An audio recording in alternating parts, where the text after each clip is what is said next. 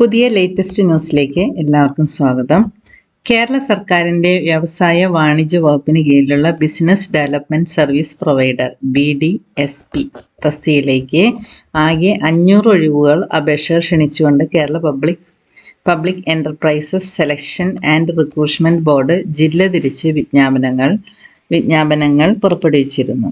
അത് ഞാൻ വീഡിയോ ചെയ്തിട്ടുണ്ട്. അത് കാണാത്തവർക്ക് ഞാൻ ഡിസ്ക്രിപ്ഷൻ ബോക്സിൽ ലിങ്ക് ഇട്ടേക്കാം. പ്രസ്തുത തസ്തികയിലേക്ക് അപേക്ഷകൾ സമർപ്പിക്കേണ്ട അവസാന തീയതി 9/3/2025 എന്നുള്ളത് 15/3/2025 വരെ ദീർഘിപ്പിച്ചിരിക്കുന്നു. അപ്പോൾ 9-ാം തീയതി ആയിരുന്നു ലാസ്റ്റ് ഡേറ്റ്, അത് 15-ാം തീയതി വരെ ദീർഘിപ്പിച്ചിരിക്കുന്നു.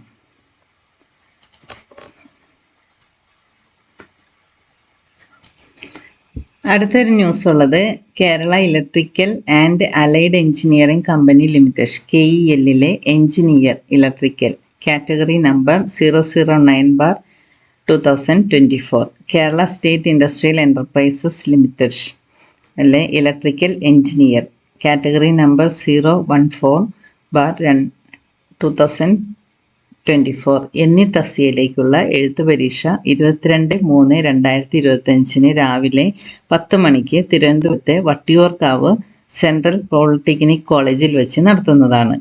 ഉദ്യോഗാർത്ഥികൾ 22/3/2025 രാവിലെ 9 മണിക്ക് കൃത്യമായി പരീക്ഷാ സെൻറ്ററിൽ എത്തിച്ചേരേണ്ടതാണ്.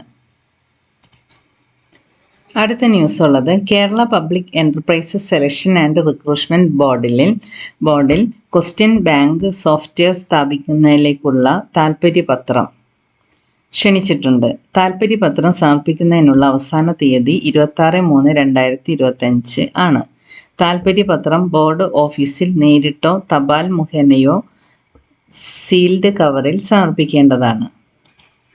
അടുത്തത് നമ്മൾ BDSPയുടെ അതായത് ബിസിനസ് ഡെവലപ്മെൻറ്റ് സർവീസ് പ്രൊവൈഡറിൻ്റെ സിലബസ് പ്രസിദ്ധീകരിച്ചിട്ടുണ്ട്.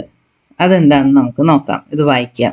Syllabus for the written examination to be conducted for the recruitment of business development service providers under the ramp scheme of the department of industries and commerce government of Kerala.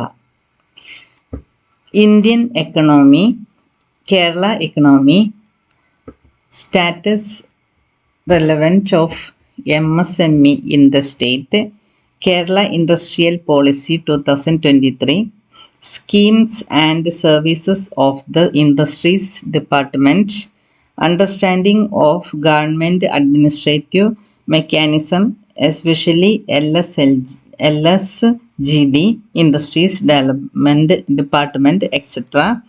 Industrial ecosystem in Kerala,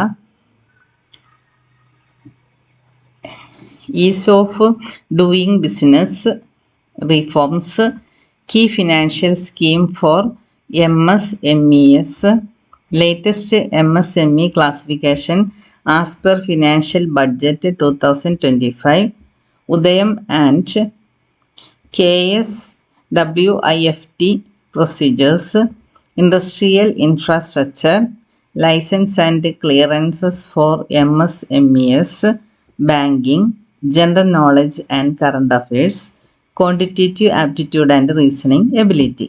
ഇത്രയുമാണ് syllabus ഉള്ളത്. The recruitment process of business development service providers will consist of written examination and interview with a total mark of 100. The mark for the written examination will be 80 and the marks for interview will be 20. The number of questions for the written examination will be 80 multiple choice questions carrying 1 mark each.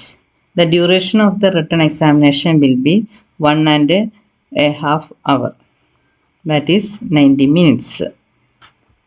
ഇത്രയുമാണ് സിലബസിൽ കൊടുത്തിരിക്കുന്നത്.